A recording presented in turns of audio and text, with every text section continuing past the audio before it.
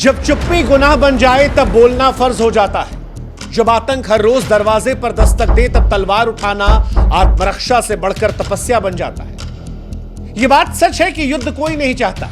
युद्ध का रास्ता कांटों से भरा है, इसमें खून बहता है, मासूमों की सांसें थम जाती हैं, घर उजड़ जाते हैं, देशों की आर्थिक रीढ़ झुक जाती है। युद्ध ना हो तो बेहतर है, टाल दिया जाए तो और भी बेहतर है।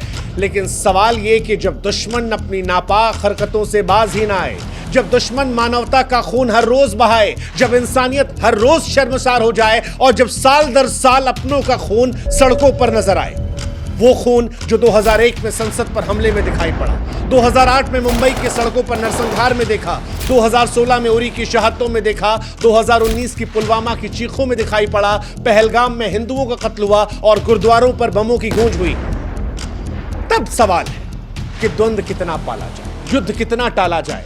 हम युद्ध नहीं चाहते, मगर अब आतंक का बोझ भी हम नहीं ढोने वाले।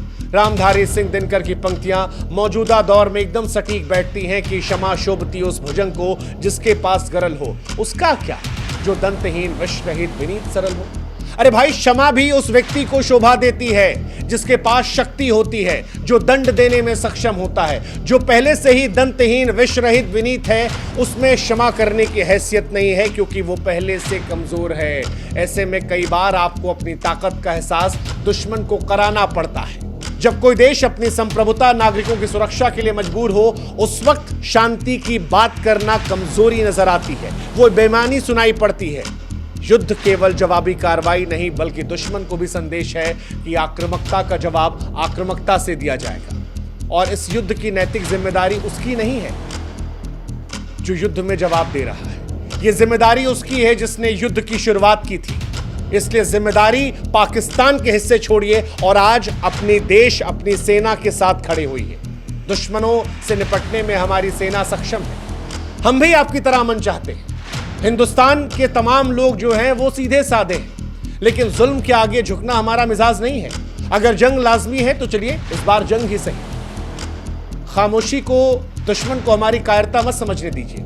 मैं फिर कह रहा हूं, हम हिंदुस्तानी शांत लोग हैं। हमारी जिंदगी हमारे नौकरी, परिवार, सामाजिक जिम्मेदारियों के इर्द गिर्द घूमती है।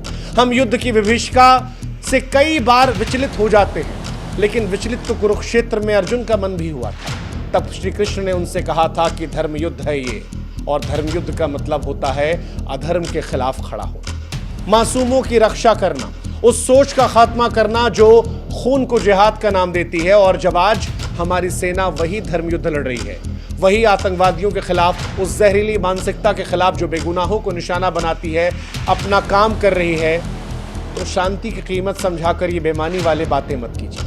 शांति जरूरी है, ये बात हम समझते हैं। शांति सुंदर है, इस बात को भी हम जानते हैं। लेकिन शांति की कीमत तब तक है जब दोनों पक्ष शांति चाहें, जब दोनों शांति की कद्र करें। और अगर दुश्मन आपकी शांति को आपकी कमजोरी समझ रहा है, तो आप जब शांति की बातें करेंगे तो वो कायराना हरकत नजर आएगी।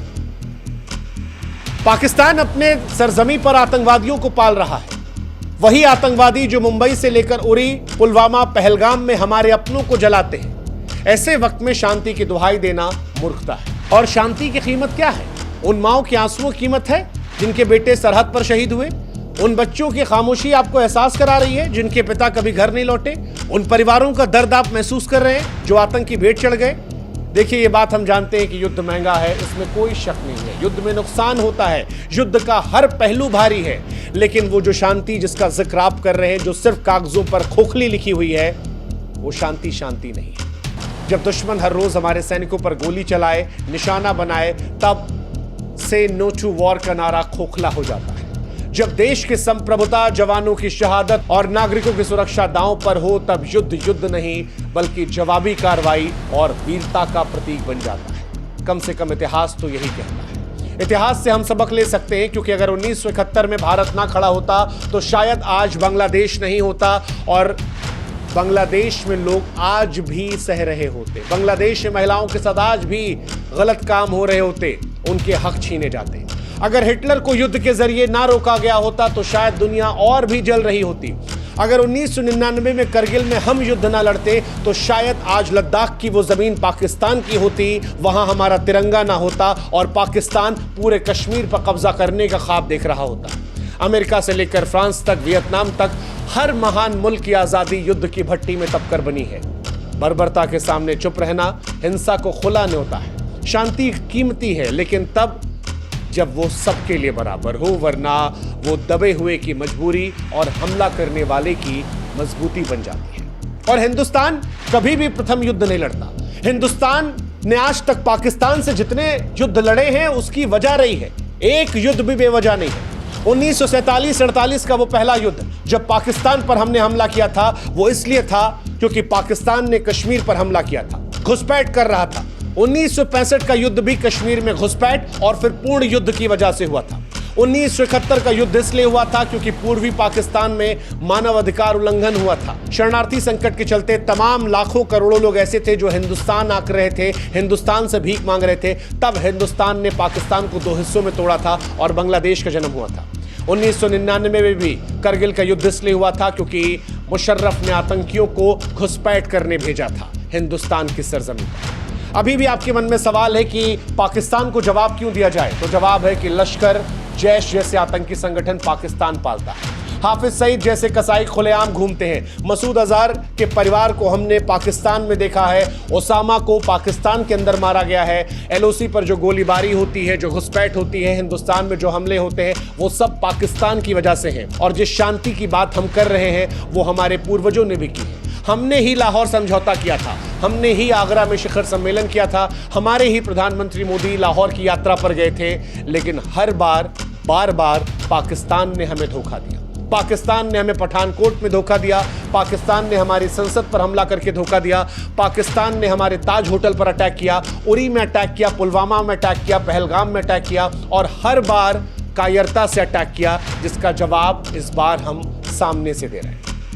ऐसे में आपको एहसास होना चाहिए कि युद्ध तब जरूरी हो जाता है जब कोई देश अपनी संप्रभुता, नागरिकों की सुरक्षा और राष्ट्रीय सम्मान को बचाने के लिए मजबूर हो। पाकिस्तान की ओर से बार बार आतंकवाद और उकसावे कार्रवाई अब भारत को जवाब देने के लिए बाध्य करती हैं और इसी वजह से हम कह रहे हैं कि ऑपरेशन सिंदूर इस बार कार्रवाई नहीं है बल्कि इंसाफ की पुकार है। ये उन माताओं बहनों की आवाज है जो सुरक्षा की मांग करती हैं।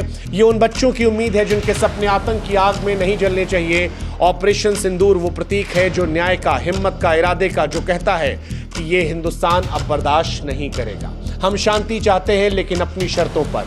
ये उन आतंकी ठिकानों पर करारा प्रहार करेगा जो पाकिस्तान की शह पर हमारे खिलाफ साजिशें रचते हैं।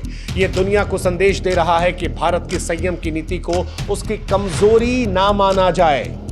हम हमेशा शांति चाहते हैं, लेकिन जब दुश्मन हमें खंजर थमाएगा, जब हमारे मासूमों का लहू बहाएगा, जब हमारे अपनों की चीखें हमें सुनाई पड़ेंगी, तब इस खामोशी को हम धिक्कार मानते हैं। और गीता में भी यही सिखाया गया है। गीता का सार है, विश्व की पुकार है कि युद्ध ही वीर का प्रमाण है। कौरवों की भीड़ हो या पांडवों का नीर हो, जो लड़ सका वो ही महान है। जय हिंद, जय भारत। हमारी गुजारिश से फितरी आपसे है कि युद्ध हम नहीं चाहते थे। युद्ध कई बार हमें विचलित करता है, लेकिन जब युद्ध की शुरुआत हो गई है तब अपनी फौज के पीछे मजबूती से खड़े रहिए। अपनी फौज पर एतबार कीजिए, क्योंकि आपकी फौज आपको सुरक्षित रखेगी। उसने आपको हमेशा सुरक्षित रखा है। इस बार भी उसने हर उस सवाल का जो आपके मन में आपको विचलित कर रहे हैं, उसका जवाब पहले से ही खोज रखा होगा। कई बार युद्ध शांति को खराब करने के लिए नहीं, बल्कि शांति को स्थापित करने के लिए होते हैं। हिंदुस्तान जो पाकिस्तान के आतंक से दशकों से अशांत है, इस बार ये युद्ध इसलिए लड़ रहा है ताकि शांति लंबे समय के लिए हिंदुस्तान में कायम की जाए। मगर वो शांति कुछ कीमत लेकर आएगी। वो शांति आपका एतबार मांगती है, वो शांति आपका भरोसा मांगती है, और आप अपनी फौज पर वो भरोसा जताइए। 140 करोड़ की आवाम ने ही अपील की थी कि भारत सरकार और भारतीय फौज पाकिस्तान में घुसकर बदला ले, और अब जब हमारी फौज, हमारी सरकार इस बात को कर रही है, तो हमारी भी ये जिम्मेदारी बनती है कि हम अपनी सरकार, अपनी फौज को पूरा भरोसा दें। हम उनसे कहें कि हम आपके साथ हैं। इस बार युद्ध एक लंबी शांति